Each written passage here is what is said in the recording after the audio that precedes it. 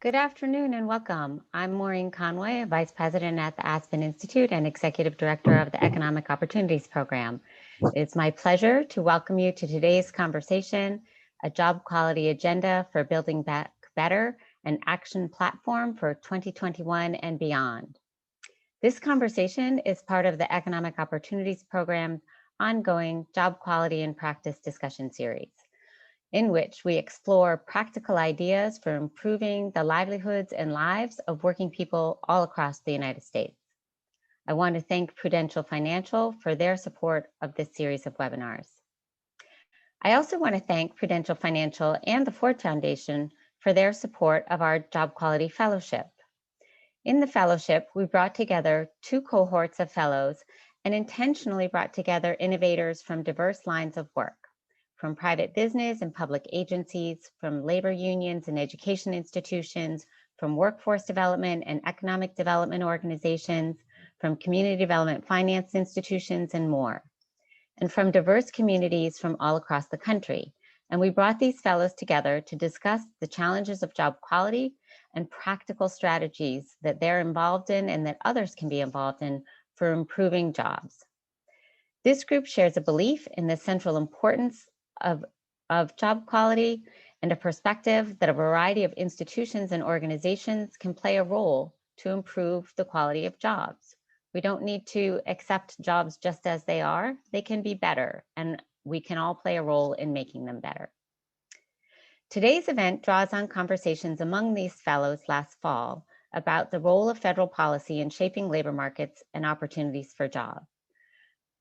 The fellows developed a shared statement on how policy can help, and I hope many in the audience had a chance to see that statement when we publicized it earlier this year, but my colleagues will share it in the chat for your review as well. I will note that we began this work on a policy agenda when we did not know who the next president would be. But 2 days ago, in his America United inaugural address, President Biden noted the common objects we as Americans love that define us as Americans. And he noted there were opportunity, security, liberty, dignity, respect, honor, and the truth. And I think we all do share those, and they're very relevant to the work we've been doing in the Job Quality Fellowship. For a truth that we have been grappling with in the Job Quality Fellowship is that too many jobs in the United States, quite simply, are not good jobs. They don't offer enough to live on with dignity, they don't provide people with security, and they don't provide the freedom, people the freedom that they want to control their own lives and live lives they value. They leave too many people living in fear of being fired or let go for events well beyond their control, fear of not being able to pay their bills, fear of being unable to care for their family. Building better jobs is a critical component of addressing the country's cascading crises that President Biden discussed, and of building resilience so that we can withstand future crises.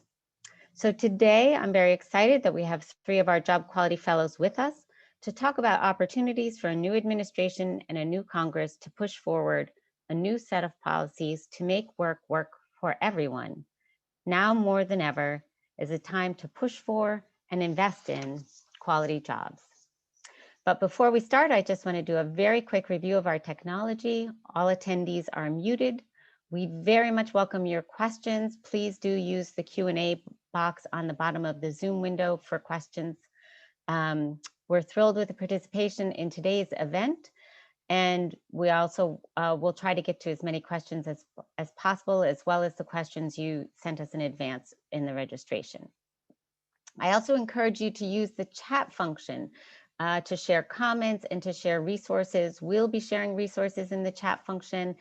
Please share your resources on job quality with us and with your fellow attendees as well. We encourage you to tweet about this event. Our hashtag is job quality. And if you have any technical issues during this webinar, you can chat with the Economic Opportunities Program or email us at eop.program@aspeninstitute.org. This webinar is being recorded and will be shared via email and posted on our website. This webinar also includes closed caption. And I'm now going to turn to our speakers. There's bio information on our website, so I won't go into great detail. Please do take a look at their bios. They're terrific. Joining us today, we have Betsy Biemann, CEO of Coastal Enterprises, Inc., and she's from the 2017-2018 cohort of fellows. Jose Corona, Vice President, Programs and Partnerships at Stephen and Aisha Curry's Eat.Play.Learn Foundation. He'll correct my pronunciation.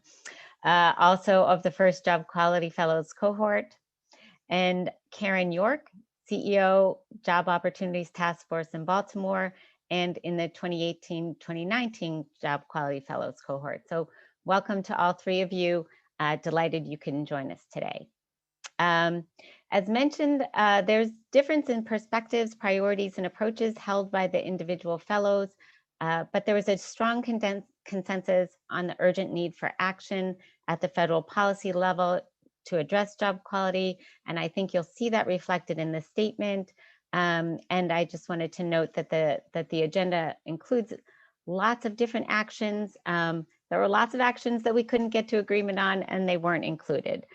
So please do take a look at the statement. But Caryn, let's just jump into our conversation and let's start with you. So in Baltimore, Baltimore is a great city, love Baltimore, but it has long suffered from high levels of income inequality and a concentration of women and people of color struggling with poverty or near poverty. And that was before the cascading crises of 2020 and the fallout for our economy. So what do you see as a focus for action that would really make progress that matters for the communities that you work with? And also just if you could tell us a little bit about Job Opportunities Task Force and how your work relates to job quality, that'd be great. Sure. So thank you, Maureen, for the question, and of course for the opportunity to participate in this amazing discussion and to join my esteemed panelists, my fellow panelists and fellows. So Job Opportunities Task Force, JOTF is our acronym. Our focus or our mission is to help low-wage workers advance to high-wage jobs, simply put. We focus on supporting programs and policies that increase access to skills, job opportunities, and higher wages. We do that using a three-pronged approach: program development. We run a pre-apprenticeship construction training program that focuses very heavily on skills training in electrical, carpentry, and plumbing, but also focuses heavy on case management, intensive case management.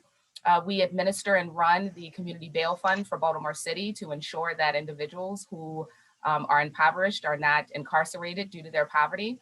Our programs then inform our second strategy, which is public policy advocacy, where we have success and a track record of advocating on behalf of a number of things that speak to job quality, particularly worker supports and benefits. So have been in the forefront of efforts to most recently pass the Maryland Healthy Working Families Act, which allows for paid sick and safe leave for Maryland workers. We round our mission out with research and public education, where we are providing research and statistical information and educating the public that includes policymakers, but also business leaders and the general public. And so, in our 25 years, in our past 25 years, our focus has always been job quality. Quick shout out to JOTF. This is our 25th anniversary, so I always have to get it in when I can. But back to the original question, Maureen, and it's a really good question. Of course, a $15 minimum wage is key, right? Like, states have been pushing for this for years. But we're now at a point where we've realized that that's a great first step, but so much more is needed. And what's needed really is access to quality jobs, good quality jobs, and quite honestly, a focus on barrier elimination. Again, as over our 25-year history, and especially now, JOTF, we are reminded that so much work remains in this space in terms of access to good quality jobs, regardless of race or place. And in order to get to this idea of meaningful economic security and mobility, we have to take a holistic approach. we've seen the pandemic has devastated businesses, but especially workers, and particularly Black workers, and particularly Black women. And as such, we found a need for greater focus on access to things like paid leave, right? Even though we may have existing laws, we're finding that they're woefully insufficient, given that we've navigated a pandemic and many workers were shut out from being able to benefit from our existing leave laws. We found a focus or a greater need to focus on higher wages. I know we are all familiar with when, you know, there was a need to really rely on unemployment insurance. There was this narrative around, oh, nobody wants to work because they make more in unemployment. We need to talk about the fact that folks weren't making enough in the first place. So the fact that unemployment is even a better option than regular wages, that's a completely different discussion that needs to be held. And then, of course, there was a greater need and focus for elimination of those policies that are effectively criminalizing and penalizing many of our poor communities of color. And so the real change that is required, it requires real work, and it requires a holistic approach. And, you know, I'm so happy that you raised Baltimore, you know, my hometown, town that I love. Baltimore stays in the news, right? And it usually stays in the news because of, you know, all of the horrible metrics that is not particularly unique to Baltimore City, but it's more so pronounced in Baltimore City. I love Baltimore, born and raised, and made it a choice to stay here. We're a beautiful city, vibrant, resilient. But the majority of our workforce in this predominantly Black city is struggling, whether they are unemployed or underemployed. And many have been complicated, or many of their challenges or opportunities are complicated by the fact that they have criminal records. And it's been this way for decades. And so we've always known that there were structural inequities that existed, but the pandemic has exacerbated that, making it very difficult to even ensure that folks get access to jobs, but especially good quality jobs. And so that's why there's such this urgent need for a conversation and real action around better jobs and more of them. It's not enough just to say, you know, we need more jobs to get folks into the workforce, because we're finding, at least for my constituencies, they're not staying in the jobs. They're not able to sustain their employment because of all of the different barriers that they must navigate. But also, we must, you know, we have to think about how many of these constituencies, many of these workers are struggling with things that lead to stress, and stress that results from lack of finances, stress that results from health disparities, stress that results from lack of affordable housing, and the like, all of which has been exacerbated by this pandemic. And so the only way that we're really going to reimagine what this whole thing called workforce looks like for the future is for us to make sure that we are prioritizing with fervor this idea of good quality jobs. Thank you, Caryn. That was amazing. And that sort of just lays the foundation for, I'm sure, what we'll be talking about in the ways in which good quality jobs intersect with so many issues people care about, from criminal justice reform to good health. And so a lot there that we'll be coming back to. Betsy, let me come to you next. You're a state and national leader in the community development finance world. You have a vantage point from a state with a rural economy. How do you think about what's going on in Maine and the prospects for recovery? And what are the key things you would emphasize from the job quality agenda relative to the kinds of work you do every day? Sure, thank you. It's great to be part of this conversation today, Maureen and Jose and Caryn. Yeah, so just for a little context, Maine has lost more jobs on a percentage basis than it has in any recession in the last 50 years. And where our economy is its structure is very much oriented to not only a largely small business economy, but small businesses that require person-to-person contact, like tourism and restaurants and small scale manufacturing. So as we've seen the pandemic and the economic downturn progress, some of our industries have fully bounced back, but a number of those that I mentioned, plus sort of retail and services, workers have been displaced in significant numbers. So to give you a sense of scale, more than 100,000 non-farm jobs were lost early in the pandemic, and that was 1 in 6 jobs in the Maine economy. And we're still, employment is still lower, 8% lower at the end of this past year than last February. And I think in addition, it's clear that the pandemic and the economic downturn are having the greatest impact on low-wage workers and disproportionately on people of color and women. So to build back better, you need to build job quality and equity into the strategies pretty specifically. And as you noted, Maureen, we sort of look at these issues from a rural and a small business perspective. We work with and finance micro and small businesses and sole proprietors and advocate for policies that really to generate more broadly shared prosperity. And many of these small businesses are led by women, immigrants and refugees, and rural entrepreneurs, business owners who are often low income themselves, or certainly in the sort of low to moderate income range. In our work with them, we integrate a good jobs framework, which is not only including a living wage, but basic benefits and a fair and engaging workplace with opportunities for skill building. And to give just a sense of scale, like last year, we worked with 120 companies representing a little over 1,700 workers. Over half of them paid a living wage to all frontline workers. Almost 3/4 provided paid time off, just under half provided health insurance or benefits, and 90% provided access to skills training. And we find that with our team's help, we can help these small businesses boost the quality of their jobs in ways that also decreases employee turnover, increases worker productivity, and ultimately sort of contributes to those businesses being profitable and sustainable. And so for those of you on the call who work with much or think about or partner with or regulate much larger companies, these numbers may be very unimpressive. You may be concerned, as we are, that not more of them provide a living wage. But when you think about who they are, they're a baker, a woman who has started a home-based childcare program, an immigrant who started a painting and carpentry business. They often don't have the expertise to know how to improve the quality of their jobs on their own, or even evaluate, whether a fintech lender is, their interest rate is reasonable or not.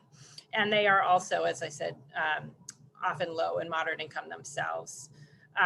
So we work with them to help them raise the quality of the jobs for their 1 or 2 employees or their 10 employees, and have actually found that, that those improvements can help their enterprise be more sustainable. So when I look at the job quality agenda that the fellows all came up with, certainly job quality standards are I think, a number of them are listed there, are really important, whether it's access to health insurance or through a plan or a stipend, or access to savings and retirement plans, the public procurement standards. Those I think are all very important steps to take. I think our perspective brings to it that it's not enough to set the standards, but we need to be helping small businesses meet the standards. Because in a state like Maine and many states across the country, more than half of people actually work in small businesses. The last thing I would just say is that there may be some great lessons from state policies around job quality that have been bubbling up over the last 5 years or so.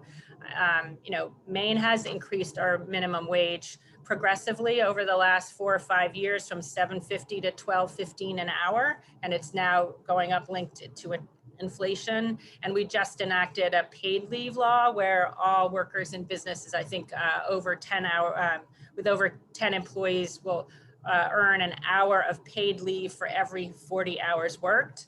And that doesn't have to be for medical, it's for the purpose that that employee needs. And I think all of us understand the importance today of, if you think you might be sick or that someone in your family might be sick, having that paid leave would be critical. Last thing I would just say is that 2 things not on the agenda that I'd say from our perspective are important is that with the dislocations in the economy, a greater number of people will need to probably change jobs or even change employment from one industry to another. And they're going to need access to skills training and credentials that are valued in the workplace. So increasing investment in apprenticeships and job training. But also, I think with the wrenching changes in the economy, employers will need to access capital and business change expertise and entrepreneurial people who see new market opportunities as restaurants change, as we need more technology of different kinds, et cetera. We'll need capital and business advice to start new companies that will be able to employ people who have lost their job in the downturn. So I'll stop there. I've probably gone on too long.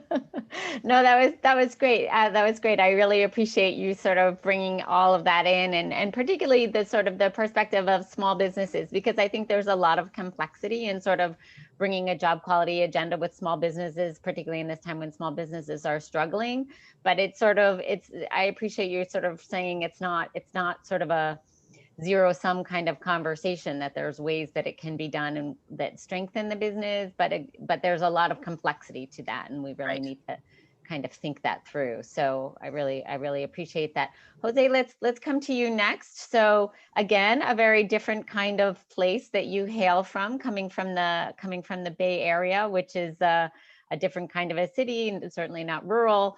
So just would be great for you to sort of share with us a little bit kind of both what you see as you have been a sort of a key advisor to Oakland's mayor, and now you have a different kind of a work that you're doing at the foundation, and sort of from the perspectives that you bring to this conversation, what you see as one of the key parts of the agenda, and just, in general, how you see job quality kind of playing out right now and where you are. Yeah, thank you, Maureen, and thank you to the Aspen Institute for having me participate today. I've been following a little bit of the chat, and I see a lot of old and new friends from the past, and so it's good to see you all everywhere from Oakland, my hometown, to all over the country. So welcome, and I'm glad you chose to spend your time with us today. You're right. I've primarily been in a path of working with small business, economic opportunity, workforce development in my past, and now being with Stephen and Aisha Curry's foundation, Eat.Play.Learn, that's really focused on the three pillars that we believe create a healthy, wholesome child, which is access to nutrition and education, pursuit of a quality education, and access to safe, healthy places for young people to be healthy and active, and leveling the playing field around access to sports. So even though my current role may seem very different than my past, I'm still the same Jose with the same values. And I always try to bring my perspective and my path in life, which has always been focused on bringing and creating and opening up opportunities for people that don't have them.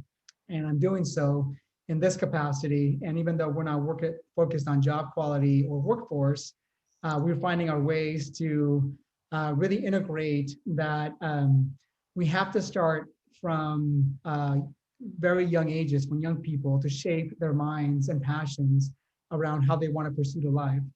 And especially in a region like the Bay Area, which is, historically, traditionally known as a tech hub that produces tech talent and produces a lot of wealth in those industries, we know that not everybody benefits from that wealth. Even in my hometown from Oakland, California, where you might be living in Oakland and there are some great tech companies that are moving into Oakland, you might be living blocks away from that company, but you're thousands of miles away from that opportunity of accessing a job there.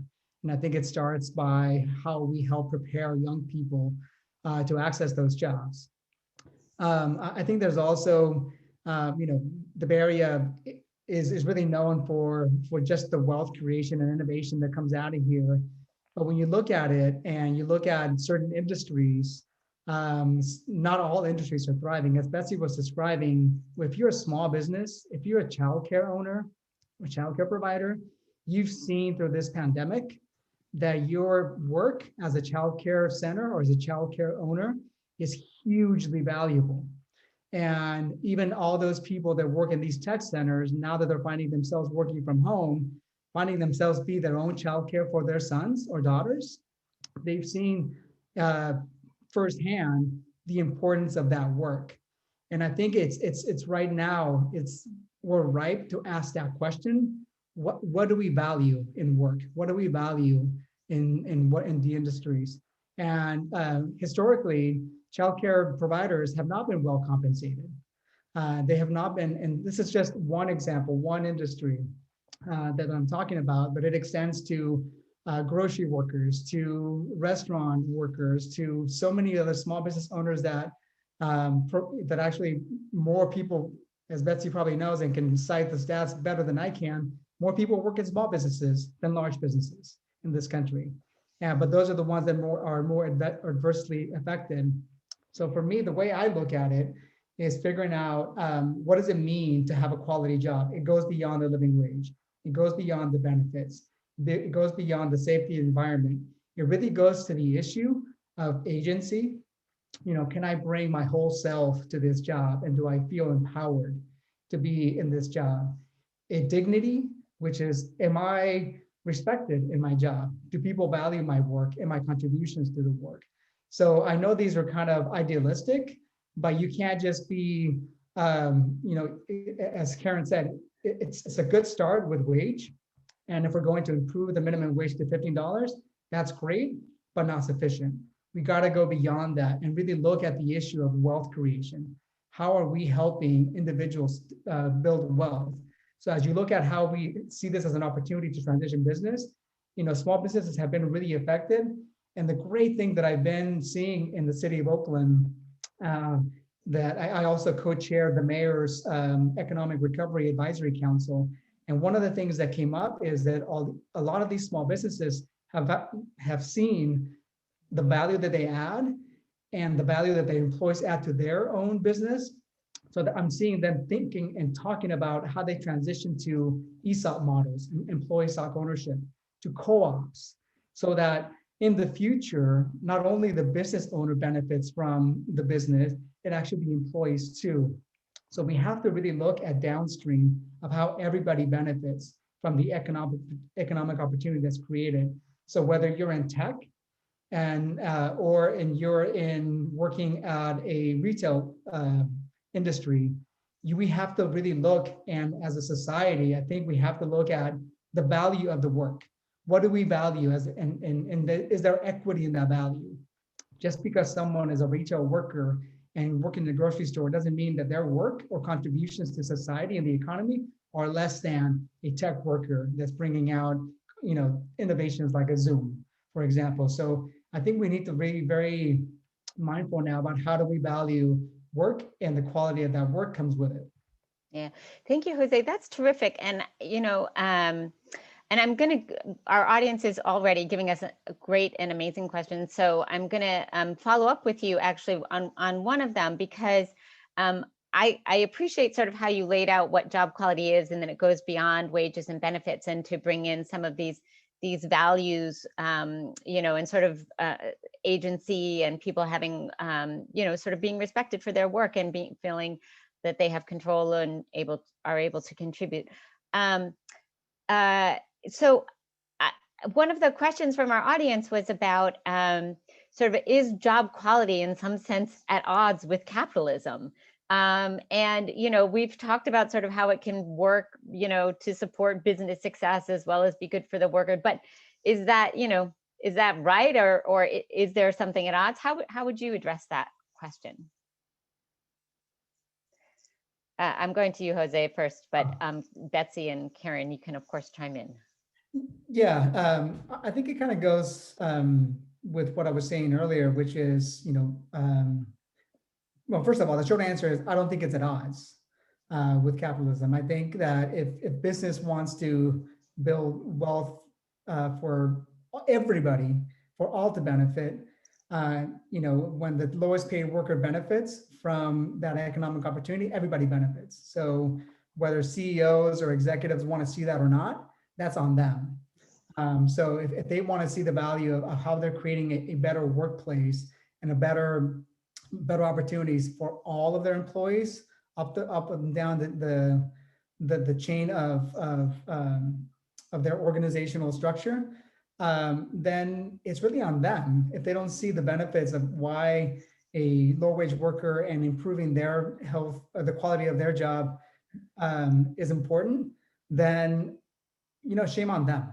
And I think that when you look at capitalism, the extreme of it is that they want to keep wages low because the executives or the shareholders, if it's a public company, they just want accumulate more wealth for themselves and for their own. And that's why we have these huge disparities, because I don't think we're seeing everybody benefiting.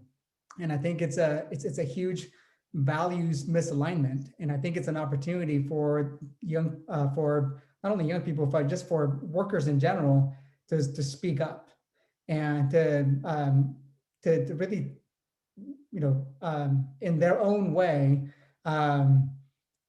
express the value that they bring to this organization or company. But it really takes a big culture shift in capitalism to have everybody benefit. And that change, admittedly, is going to be really, really hard, but I'm optimistic at heart. It's going to take a long time, and it may become expensive. And everybody from government to philanthropy to the private sector to the nonprofit sector, they all have to do their part. So it's a collaborative effort that gets to the idealistic world of how everybody benefits and how we're all equal and how we benefit equal and how all of our work is valued equally. But it takes a concerted effort, and it'll be a feat in and of itself. But I think it can be done. But I can, again, if you think that improving job quality and capitalism is at odds, I think you really need to look at the mirror and really think about what values you want to live in your life. Yeah.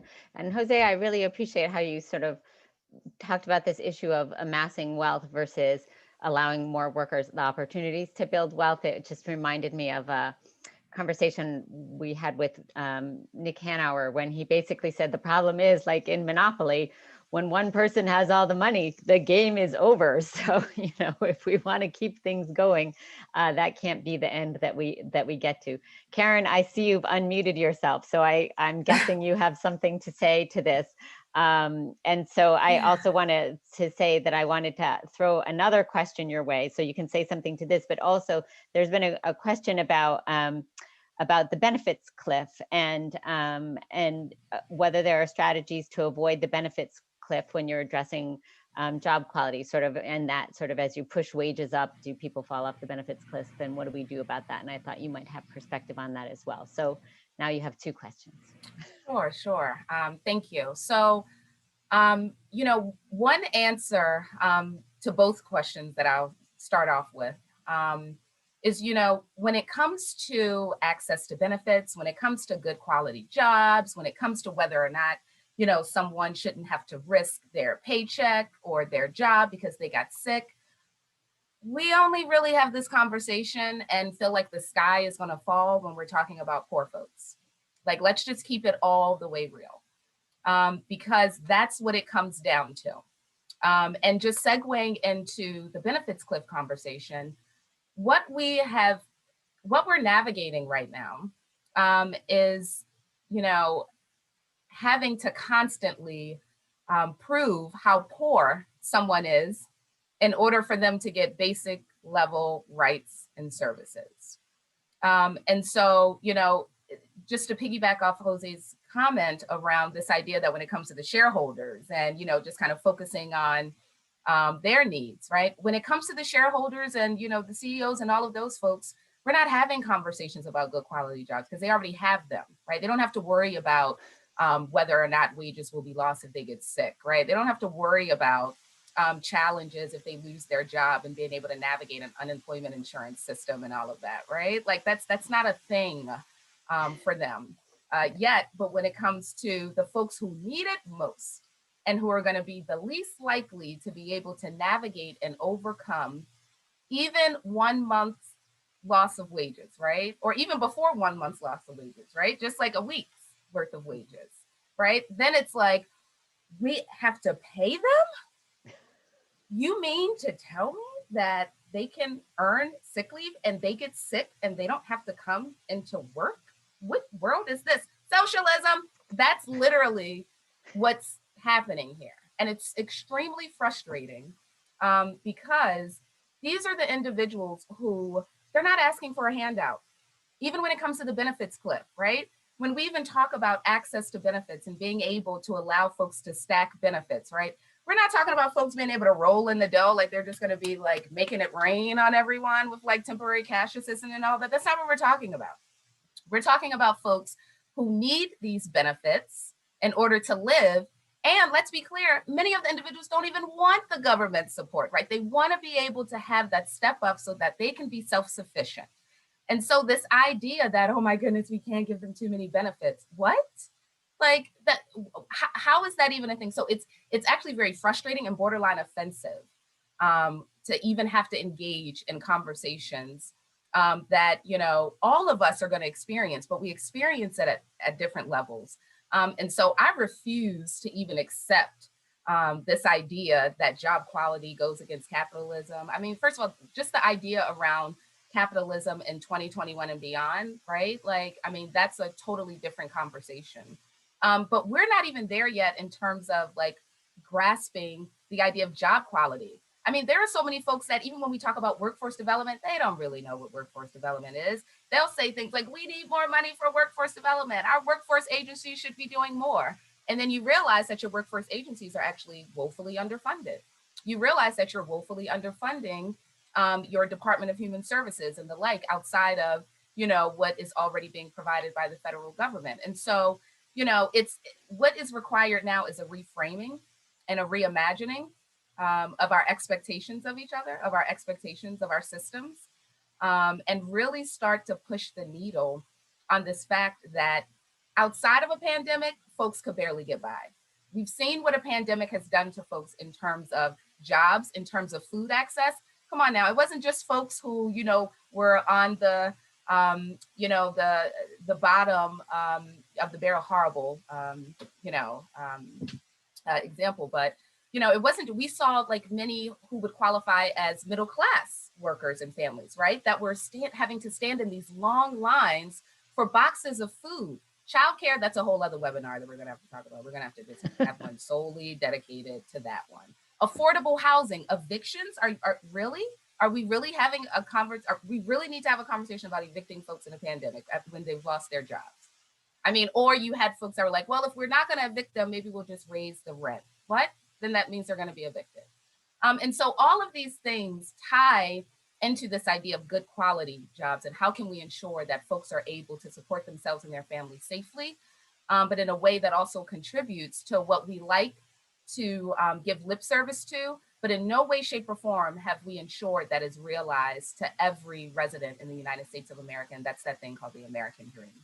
Yeah, thank you. That was great. I love that you're sort of talking about really job quality is fundamentally how we choose to treat each other. Yeah, I couldn't agree more. And also I have to say that just matches my experience in having done many focus groups with people who are trying to go to various training programs and things to get to work. They really do want to earn their living, and sort of the idea that they don't is I agree. Offensive. Is not doing them justice for sure. Betsy, I want to come to you with a question, and that's been upvoted many times. So good job, audience, using the Q&A upvote. What would you say to critics, especially policymakers, who argue that businesses can't afford to improve job quality right now, but should only seek to preserve jobs? And of course, others can comment on this question as well. But I'll let you start. One response is, and this would be both before the pandemic as well as during the pandemic, is that we have found in working with small business owners that there frequently are steps that they can take that improves both the quality of the jobs that they are offering or growing, as well as the profitability and success of the company. That one doesn't need to look at these as separate at separate issues. We started a couple years ago to track data on the businesses that we work with and that we invest in. And interestingly, for example, with our venture fund investments, we've seen that and it's correlative, it's not necessarily causation, but having the data is the start. It shows that those companies in our portfolio that either were providing higher wage jobs or improving the quality of their jobs actually had higher growth in revenues than those companies that did not. So we're starting to sort of look to build a foundation of data and evidence that investing in your employees and having good quality jobs can improve the prospects for your business and increase revenues and profits. To do that in a way that proves causation, as folks know, it takes time and data and analysis, but we're being very careful and methodical in collecting that data and showing that. Yeah. And I guess the other one, and this might get us sort of down to some of the next part of the conversation, is that I think, especially from a rural and small business states perspective, a state that has lower than average GDP growth, lower than average wages, that it's really important to situate the conversation about job quality in a broader sort of strategic and sort of equitable approach to economic recovery. That in order to have an economy that can provide higher wages and better quality jobs, we need to be making investments in innovation and entrepreneurship, as well as the sort of social infrastructure that needs to support businesses, whether it's investing in access to affordable and good quality childcare, investing in broadband internet access, investing in affordable housing, et cetera. That we shouldn't be forcing all of the quote unquote costs on small businesses when there are these broader social, when we have the sort of eroding safety net and ecosystem within which these small businesses are operating. Yeah, great.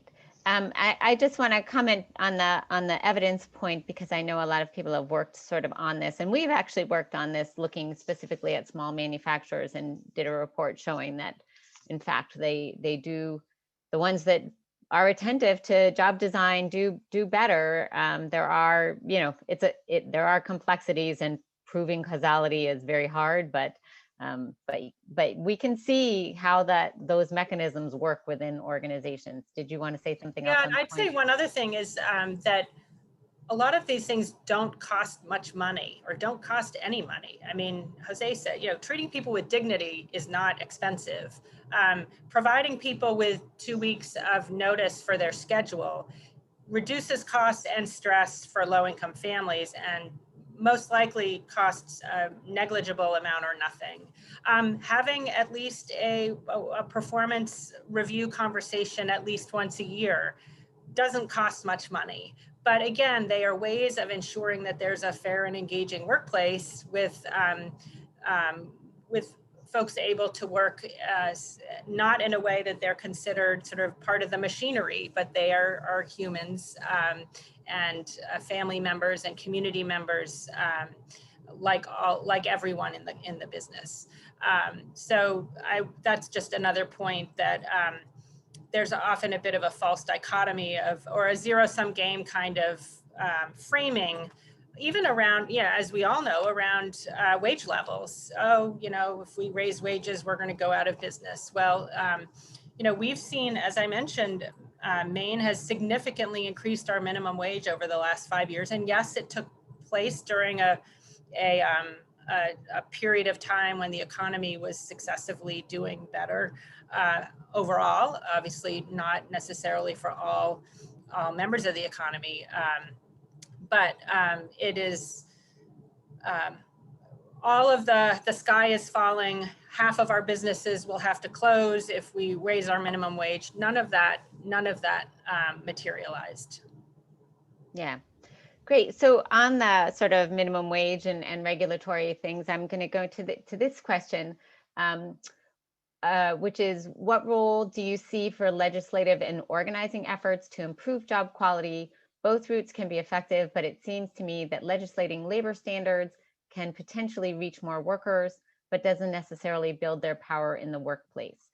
So that's one of the questions that got several votes, and I'm wondering if you all could comment both on sort of legislative advocacy as well as your view on sort of worker organizing. Are those things in opposition to each other, complementary, and what you see as the role of those? I'll start. I believe that they are absolutely necessary and complementary. I contribute the majority of my success as both a policy advocate prior to me being CEO, but also just the larger success of the organization that I lead, JOTF, to this idea of being intentional with aligning and connecting, or better yet, ensuring that our legislative advocacy is both informed and influenced and even led by workers organizing. Because the issues that we're pushing, they are not issues that elicit a ton of sympathy. And quite honestly, these are folks who are not contributing to campaigns. You very quickly hear, well, they don't vote. Well, yeah, they probably don't vote. Well, some may vote, may not vote because, they have a conviction that's preventing them from voting, but that's a whole other thing. But some also probably are not voting because you have not given them a reason to vote. And so while I'm not discouraging folks from voting, there's some serious voter apathy that we just have to acknowledge. And so when talking to our policymakers, when it comes to really being able to frame this idea around job quality, because it's difficult, right? I can't, be naive or try to mislead and say that it's an easy thing and we're just, can just slide on through and get it done. No, it's very, very difficult. It's tricky. It requires you to inundate your policymakers with real stories, real experiences of how the existing policies are actually impacting folks, like in real life, real time, and how it's just not working. And then this is what you should be doing to ensure that we're actually doing what you're telling your constituents that you're going to do when you're not in the legislature trying to pass laws that actually don't benefit them. So it's real experience mixed with research. You got to have numbers, you got to have data, you got to be able to prove trends and be able to show not just the impact on workers, but also the impact on businesses. When JOTF talks about our constituency, when we talk about public education, it's not just about educating and advocating on behalf of workers. We have to educate and advocate on behalf of businesses. Why? Because businesses are going to hire our folks. So if I'm training folks, I want to make sure that I'm training according to what you need. And that we're going to ensure that this is going to be a true partnership that actually works for folks. And so how do you, approach research with a different lens that you can attach to your legislative advocacy using those real experiences from workers? And, the third prong, I know we don't want to hear it, but, it's just a thing that you might want to do or consider. And it's just, sometimes you just have to do, a little bit of stalking of your legislators legally, a bunch of shaming of them. And it's going to take a while. It's going to take all of these things because we're not going to really see any movement on real job quality without investing and educating in our small businesses and businesses for them to even adopt and embrace this idea. But also laws have to change, right? Like we know that things really happen in our courthouses and our state houses. And so, the fact that we in Maryland have to go all the way to Annapolis to, beg our legislators, can we please have sick leave so we don't lose our job if we get sick? In Baltimore City, the majority of our issues are handled at the state level. So we have individuals outside of Baltimore City that get to make decisions regarding what happens in Baltimore City, right? And the residents of Baltimore City many times tend to be, struggling the most in terms of residents in the city or in the state. And so I can't imagine, I can't see how you can advance successful legislative advocacy without being creative, innovative, and intentional with your organizing efforts. Great, thanks, Caryn. And I see, Jose, you have unmuted yourself, so I'll just go to you. If from now on, I'm just going to say ditto to what Caryn said. Amazing. No. So everything that she said, and the other thing that I would add to that would be that we can't divorce our organizing and legislative push just on the issue of jobs. You have to marry it with advocacy around issues of housing and healthcare, things like that. Because I don't know if you've all heard of the book that's out called The Color of Law, of how housing decisions were actually made intentionally to segregate communities. And a big part of that was to segregate people from accessing good jobs. So when at the federal level, state level, or even local level, your policymakers are making city planning decisions that affect how you affect access to affordable housing, or how it affects you, moving further away and spending that money in transportation for a crappy job in the city. It's all connected. So when we're thinking about our legislative policies and approaches, it just can't be around the job and the wages and what we think right now is just job quality. Housing, healthcare, and other issue areas need to be taken into consideration. And I think it starts with holding your local policymakers accountable on how they make city planning, city building, land use planning decisions of where they're going to put their housing, where they're going to put the work centers. And I think it also brings it to how we bring, worker hubs to rural areas. I am a son of farmers. I grew up in a farming community called Watsonville, California, and farmers are another issue that I think we could have another webinar around job quality for farmers and work for farmers. So I think that's another, but my point there is that we have to also think about how we connect rural communities to these job centers by bringing those work hubs to them, or making it easier for them to access, whether again, it's transportation decisions, infrastructure improvements and investments. So my point is we have to invest in different efforts around different policies as well. Yeah. Great. I love that. And I'm going to go to this next question because it's also on a topic that I think is so important. It brings up these issues of narratives, right? And sort of the narratives that we have about different things and why they are, and that have us accept them rather than question those narratives and sort of interrogate the narratives. And what does that mean for, if we shift those narratives, how does that create space for us to shift our practices? And to shift our expectations for better. But so I love these narrative questions. And this one is specifically, are there strategies that combine advocacy and narrative change efforts to lift up Black and Brown workers as valuable assets to businesses? I'll ask all of you to weigh in on this. And Betsy, I think I'd ask you to also think about what are the narratives we have about rural areas and rural opportunities in this as well. But Caryn, you want to start? Sure. I think it's important to acknowledge and recognize that before we can even talk about changing the narrative for Black and Brown workers within the workforce space, we have to acknowledge that there is a very strong negative narrative of these populations that exists just in general. And so being able to even have the conversation about providing quality jobs to workers who identify as Black and Brown, before I even get to that, I have to navigate through, these narratives of who do they want to work? And, if there's any interaction with the criminal justice system, of course, there is just a ton of images and narratives that come with that, not realizing that many of our individuals are being criminalized and penalized because they're poor, whether it's the cash bail system, child support, unaffordable auto insurance.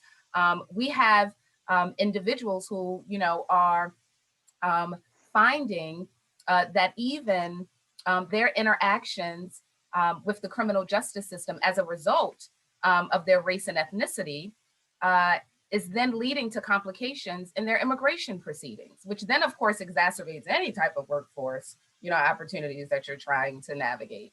And so I say all this to say that I just want to make sure that we're really clear about the different narratives that we have to like peel away about this particular population before we can even talk about something like job quality. And so because of that, and because we don't have much time, and the attention span of many of our policymakers are like, you kind of have to do it all at once. And so for myself, who's a Black woman, born and raised in Baltimore, many of the challenges that I advocate on behalf of, family, friends, my own hood, see it every day. So I can't talk about, or I can't try to change the narrative around why this particular population needs special access to job qualities without dismantling or just simply trying to undo the very offensive, disgusting narrative that is framed for this population in and of itself. So I got to combine it. I got to do it all at once. I got to make sure that, I'm saying things like, no one's asking for a handout. We're not telling you to put Black and brown workers at the front of the line. We're just saying, can they get in line? Can they, at least be able to be competitive with other folks? How do we, just being able to get folks to that point of thinking that, yes, there are differences due to, yes, race and ethnicity and sexual orientation and all of these different things. But we are all the same. We want to work. We want to be able to support our families. We want to be able to play recreationally and all of these things. We're not so different. And no, if you pay us good wages, no, we're not going to all of a sudden just, go out and spend all of our money on, whatever you think we shouldn't be spending our money on, but we can't question you on what you're spending your money on. When it comes to benefits and trying to, determine what someone should be spending their food stamps on or their temporary cash assistance on, thinking about just, requiring drug testing and all of these different barriers and work requirements to just be able to get the bare level of service. All of this is specific to this narrative that we have of Black and brown communities that have existed for decades and this actually hundreds of years, right? And so just being able to unravel that, like you got to kind of do it all together in order to even get to the idea of job quality, unfortunately. Betsy, did you want to comment from on the role? Yeah, as a CDFI, we see our advocacy work at really being driven, I think, by our mission and by what we're learning from our practice. So what we're learning from the entrepreneurs we work with and the folks who work in the small businesses we work with. And it enables us to have I'd say a powerful and respected voice at the state level. Can I stop you for just one second? Because I see in the chat the question of what is a CDFI? So, sorry. A community development financial institution. It's a maybe slightly unwieldy acronym. I always say you can't build a movement around an acronym. So, but we're really, we are mission-driven community development investors. And we primarily serve those small businesses and community organizations that are underserved by the sort of traditional financing and support ecosystem.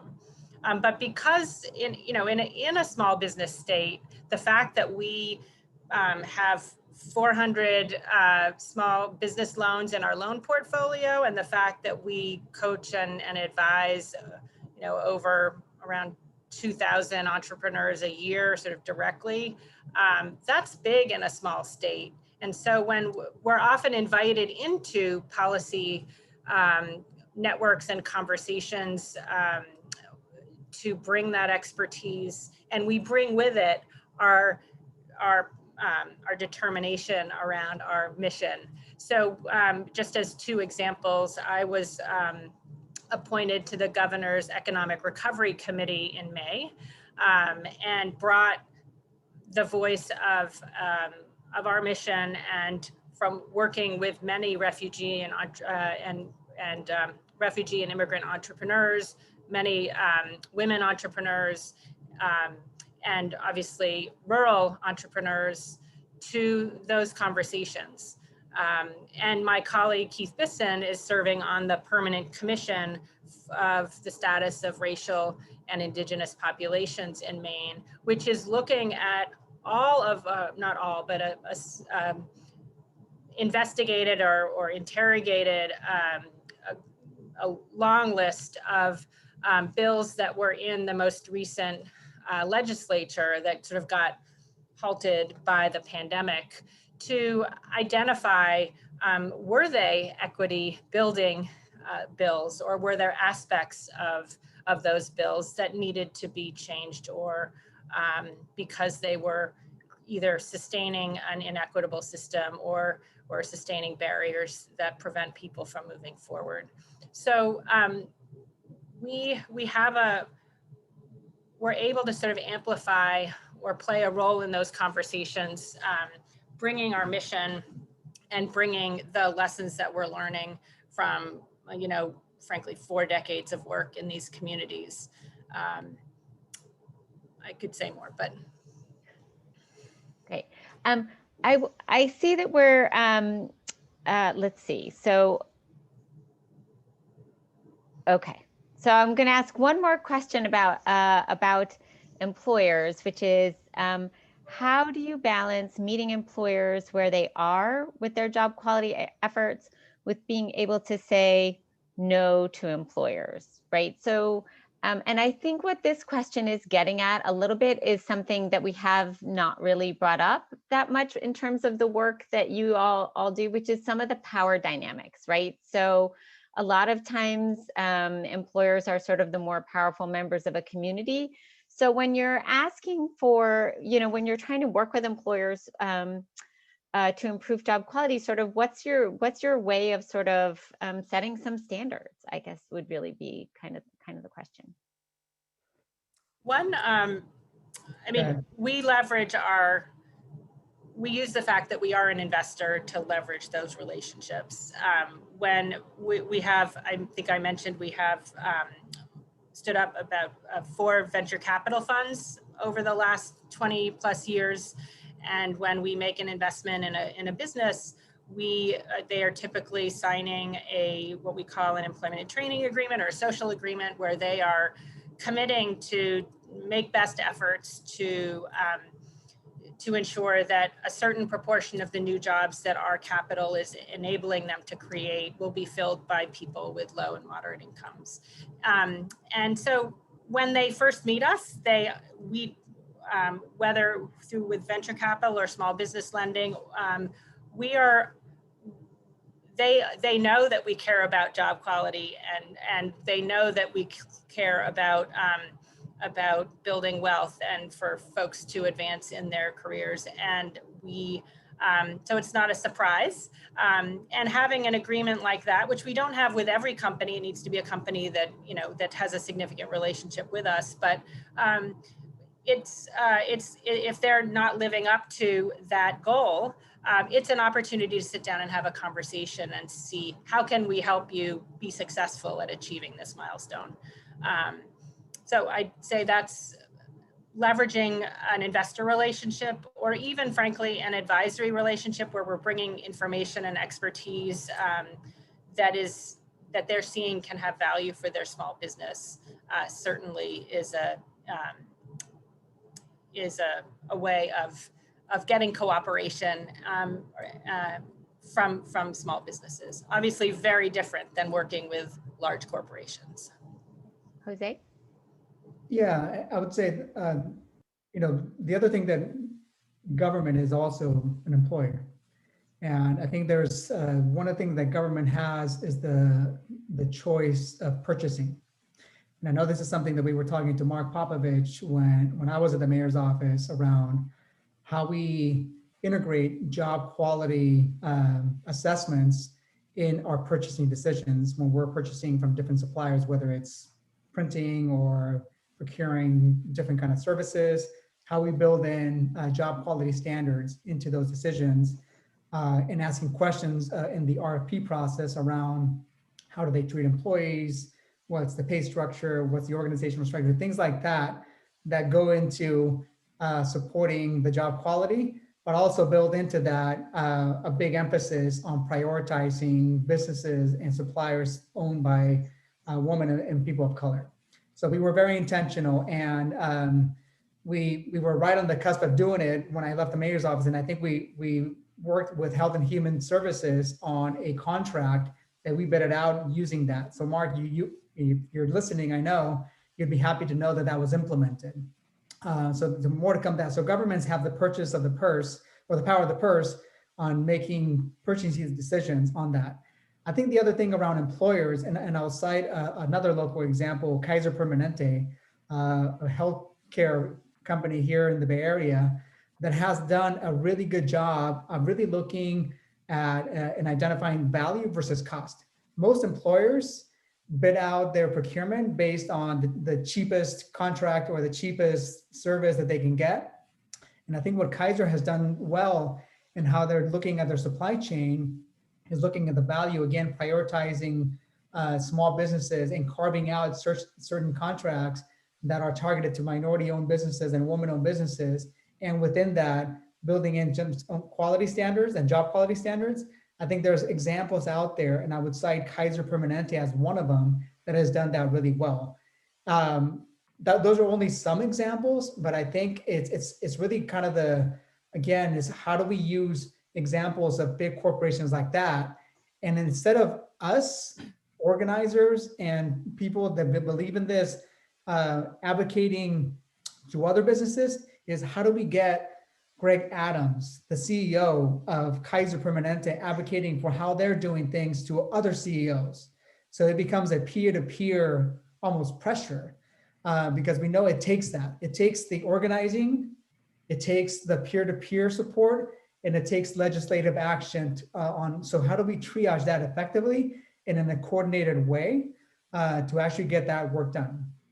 Great. Thank you, Jose. I love that you brought up so many of the different sort of levers to create change in that. And also the way that institutions, it's not just private companies that are employers or purchasers, right? But we all have employees, and we can think about their job quality, and we all interact, have market-based interactions, and we can think about how we do them with a job quality lens. So I see we're coming to the end of our time, and I wanted to just ask you all sort of basically sort of a future looking question a little bit, which is, we started with a conversation about, we have a new administration. We're hoping that they will center job quality in their policy agenda in a variety of ways. And I just wanted to ask you each to sort of speak to what's your sort of big hope for a change at the federal level in terms of what you think would have the most impact in improving job quality.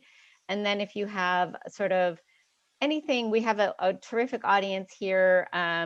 If you have any sort of piece of advice you'd want to share with them about what they can do to advance job quality in their communities. So I will let you, Caryn, you're unmuted. Do you want to go first? Oh, sure. I didn't realize I was on mute, but I'm ready. Okay. So hope. I have so many hopes for the future, right? We have a new administration nationally, but also in Baltimore, we have a new mayor. He's young mayor, and he's one that gets it. But, many times it doesn't matter who the new face is. They're going up against systems, and these systems are based on profits. And many times those profits require certain constituencies to go without, or certain constituencies to be exploited, to the benefit of others. And so, another administration looking ahead, what's the future going to look like? Whether it's just economic opportunity in general, or where we're talking about something more specific like job quality. There are a number of, things to want to hope for and hope to see in our new administration. But for me, both personally and professionally, it is past time, so overdue, for any approach to economic development community development, workforce development, economic justice. It must be led with, and it must, from the core core, reflect and use a racial equity lens. Our essential workers, we found overwhelmingly people of color, underpaid, low wages. This isn't new information. So it's past time for us to keep saying racial equity trainings and start applying a racial equity lens to our policy making. That should also extend to our procurement laws when it comes for our businesses. Many times when you have companies, especially in construction, and they want to be able to compete for these larger projects, and many times, especially, employers of color are going to be more likely to hire from the community. They're going to be more likely to hire people of color. The difficulties that they face in just navigating procurement law and the licensing challenges and all of the different barriers that, quite honestly, if you're a larger, more established, white-led, white-owned entity, you can navigate those a lot easier. You can kind of eat those costs. Whereas for, businesses and entities that are owned by Black and Brown individuals, they are less likely to be able to forego, loss of credit or, lack of access to many of these opportunities. So we can't do any, there's no hope and change and feeling good if we are not giving real attention and intention to applying a racial equity lens to everything we do when it comes to economics. Great, thank you. Betsy. Sure. Well, I guess, my first hope, and it's almost, it's obvious, is that we get this pandemic behind us, because we cannot fully recover our economic vibrancy if people are afraid for their health, if people have to be pulling their kids in and out of schools, if frontline workers are afraid for their health every day when they're going to work. So I think that is the first one, and it's great to have an administration that is looking at being strategic and leveraging everything the federal government can do to make sure that that happens quickly. I guess that secondly, I would hope that we could build job quality into the many initiatives that we're likely to see in these infrastructure investments that perhaps we will see in the transition to a green economy, and that it should not only be job quality, but the investment in workers to enable them to be securing a decent livelihood and advancing in their careers. So building that in. And I guess,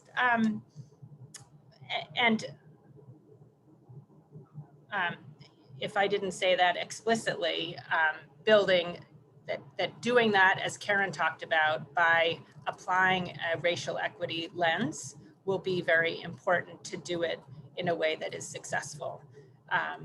So we will need to do that. Finally, especially for, I'd say, the rural regions of our country, I think we can only be successful if that is also done within investing in innovation and entrepreneurship and those broader sort of social infrastructure like childcare and broadband internet access. That without making those kinds of investments, we won't see higher wages, we won't see the kind of multiplier effect that you get from those types of investments. And they will be, by definition, incomplete, because if folks don't have access to childcare, they will not be able to fully participate. And so we won't have the benefit of sort of tapping all of the talent in this country and of folks who are coming in later years to this country in that effort. Jose? Well, thanks again for having me. I'll be quick because I know we're running out of time. I would say three things. One, let's not forget about our youth. And maybe it's because I'm more close to them right now in the work that we do. I think one of the things that we should be working towards is helping them ignite their passion and their creativity and turning that into opportunity, whether it's economic or social or both, or how do you marry that? But I think our youth, I mean, we often say it, they're our future, they really are, and I really believe in them. So we shouldn't leave them out of the conversation. They're a big part of how we're going to shape our future. And second to that is in igniting that creativity and passion, let's really be objective about it. Whether they want to be an artist or a writer or a plumber or a retail worker or a tech worker, we have to support them that, and we have to value that passion and that work equally. So just because they want to be an artist doesn't mean they're not the future of work. So we have to be really careful about how we define the future of work. Often it's really couched as code for tech or artificial intelligence or things like that. But the future of work is everything around us. So we should be expansive. So when my advice to the, whether there's government workers in the Biden administration or any administration, is when they talk and convene task forces around the future of work, that it's not all tech, because that's where we just become really narrow in our thinking. It has to be really expansive and it has to be diverse at all levels. I think that the final thing that I would say for all of us to think about is that as we're tackling whatever problem we're trying to solve, individually or collectively, be clear about what problem it is we're trying to solve. And at the same time, let's not try to boil the ocean, because it becomes impossible. Let's pick 5 ponds that we want to warm up and shine light on and do very specific things that will then, if we find 5 ponds, then turns into 10 ponds, that's into 500 ponds, it does start becoming the ocean. So we have to be patient, we have to be thoughtful, but we have to be very intentional, and we have to approach all this with a sense of urgency. Thank you. That's terrific. And that's perfect for a transition to how I wanted to close, which was with the words of an amazing young person who I think blew us all away on Wednesday, Amanda Gorman, who is an artist. And just the final words of her poem: "For there is always light, if only we're brave enough to see it, if only we're brave enough to be it." I share that with my thanks to my brave job quality fellows who show up to work every day with the courage of their convictions, to my fabulous Economic Opportunities Program colleagues who helped me put this together, and a particular shout out to Mark Popovich, who is my partner in all the job quality fellow work. And with gratitude and thanks to everybody in our audience for your tremendous participation in today's conversation and for joining us today. Thank you all for participating in this conversation and for being part of trying to build quality jobs. I hope you join us again next time. Thank you. Thank you.